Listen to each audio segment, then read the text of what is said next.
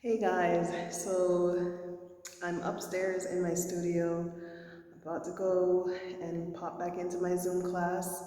Um, but I forgot to do a video today because it was such an intense day.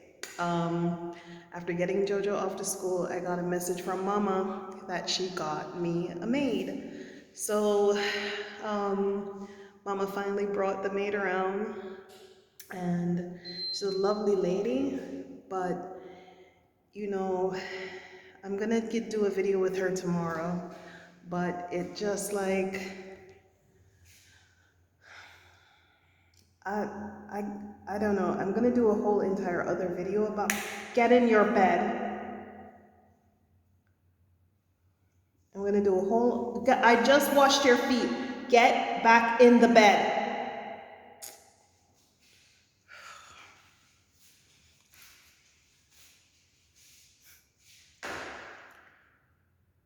God help me and JoJo. So anyway, got a maid because my hands are full.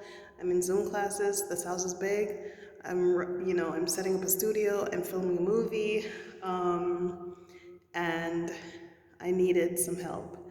So Mama brought this lady, and I did my own interview. I wanted to know where this agency was, where she came from, the address of the agency. I wanted to know um, where she came from. I wanted to know the village where she came from. I wanted to know where she lived. I needed her next of kin. Um, because, I mean, material things are one thing, but we're talking about my child. So I want to make sure that I do all of my due diligence and call the numbers that I'm given to and go to the places that I'm sent to ensure that I'm dealing with the right person. But so far, um, there is a servant's quarters in the back, and we had that sorted out for her. So what weighs so heavy on me is because she's just this little African lady. She's from Malawi. She speaks English and understands English somewhat. Um, but the way how she was handed to me in the contract that was read over her, handing her over to me, because how it works here is you can't just, I hire a maid. You have to sign, you have to give a deposit, give an agency a deposit for receiving the maid. And Mama paid that money, but she knows I'll put it in her bank account tomorrow morning. So we kind of roll like that. So Mama paid the money to get her out of the agency and brought her to me. And then I asked for like contract papers, but it was written in Swahili. And Mama read the full contract papers, and there was just something in the contract that bothered me so much. It was like she gets 1 day off per 4 weeks. And the salary is almost nothing, but I wanted to know more about this woman. I wanted to know more about like where did she come from? Did she do other jobs before, because she speaks English and she understands English, which is a rarity. And so that was like, oh, that just bothered me so much, that she would only get 1 day off per month. Of course, I could change that, but she's from Malawi. Where would she go? Where does she go? Um, and then I asked her if she had children, and she said yes. She has an 8-year-old girl and a 12-year-old boy. And that kind of like, okay, so I have someone who's going to be taking care of my child who also has children. And I understand that she's going to have to she's making a sacrifice to send that money back home to her kids in Malawi. I don't know if this woman just got traded to me. I don't think she did, but it sure feels like it.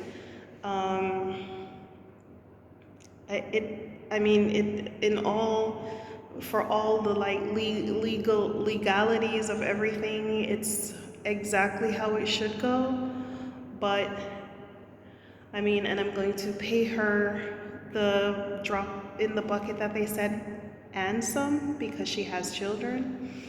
I just really want to see her better than how I think I saw her today. I want to see her genuinely feel good. She said she worked for an agency, not an agency, but I think it was like a hotel before, as a maid, as a housekeeper. And she brought that contract. And she made something like $780,000 a month. So she made a significant amount of money more than what she is going to be paid as my housekeeper, as my maid. So I know that she has seen better days, and I want the days that she's with me, as long as she's honest and she does what she's supposed to do. I want the days that she's with me to be her best days. And I don't even know what to say, but when I look at her, I just feel like, okay, one of your ancestors were that small, that dark, that unable to help themselves, and was traded off, shackled and dragged across the continent, put on a ship, and sent somewhere to toil and sweat. And that's what I feel when I see her. I see that more than anyone else I've dealt with in Africa. So, for all intents and purposes, I just want this to be a great experience for her. And I don't want to disrupt the status quo or the fabric of how you deal with your housekeeper or your maid or whatever. But I didn't come to Africa to be no goddamn slave master. So, but at the same time, I need her to help me. And at the same time, if I don't employ her, I'm not supporting her and her children and what she needs to do back home in her village in Malawi. So on one hand, I should be like, yay, I got a maid, yay, I got a housekeeper, yay, I got a maid, and I don't feel like that. And like my best friend Zakia knows, I struggled with housekeeper, I struggled with finding help with Zozo, with Jojo.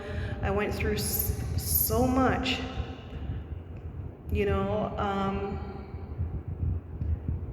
Jojo's crying. She's just so spoiled. She's so spoiled. But anyway, I needed one of the very big reasons why I came to Africa is because I need help. I need help with Jojo. I cannot, as a single mother, a black woman in America, I had to turn down jobs. Jobs had to turn me down because of childcare. excuse me, I've gotten jobs where they're like, oh, we'll pay you what you want, but you're not leaving here till like 8 p.m. And the daycare would be like, oh, you have to pick her up at 5. The latest 5:30, Miss Miller. And so I've lost a lot of opportunities. I've lost a lot. And I had a lady from Liberia, oh no, sorry, Sierra Leone last year, Mama Komazu. I gave her a nice, beautiful room, and she said she missed her family in like South Philly, and so she didn't stay long with me. So it's been a long journey trying to find help. And I could have gone back to Jamaica because I did have nannies for JoJo in Jamaica. But I didn't want to go back to Jamaica. So I should be elated. I should be like overjoyed and happy that I got the help that I need, but I don't want the cost on my conscience. So I'm gonna do the best I can do, be as fair to her as possible. I don't want this woman to feel like she's being mastered. But at the same time, I understand that I have to be firm, and I cannot be friend and employer at the same time. So I just hope I don't offend her or affect her in any way that that makes her feel less. I don't want her to feel less. I want this to be the best time that she's had working for anybody. So just let me back up so you all understand what I'm talking about. In most African countries and developing nations, and the Caribbean, there is that generational culture of servitude. And even today, that there are people being trafficked out of Africa through Arab slavery, and they're being taken all over the world, and they're not being paid well, and they're not being treated well. And it bothers me that, it's the Arab traders and the Muslims who do that stuff. It does bother me because I see Islam as a very benevolent, kind religion. I am not Muslim. Don't worry, I'm not going to go convert. I'm strict in my African traditionals, but it just bothers me, And the way how the contract was read to me was like, it was just like this lock over this woman, and she was bonded, and she was paid for and brought to me. So I just, I'm just gonna try to be as kind to her and her circumstances, and there'll always be a little extra sugar. I'll always give her a little extra sugar because she's got 2 kids, and what that contract says is almost nothing. It's almost nothing, and it does not delight me. It doesn't delight me. So I think I'm gonna pay her twice of whatever it is that damn contract says, because I want this to be the best for her. And she's worth more, because I saw her last employment contract where she was making like 7 times more.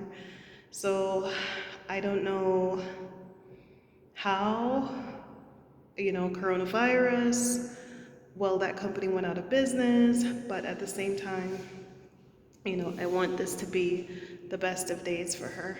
And if y'all come to Africa and you get your maids and your gardeners and your housekeepers, treat them well. Treat them well, because you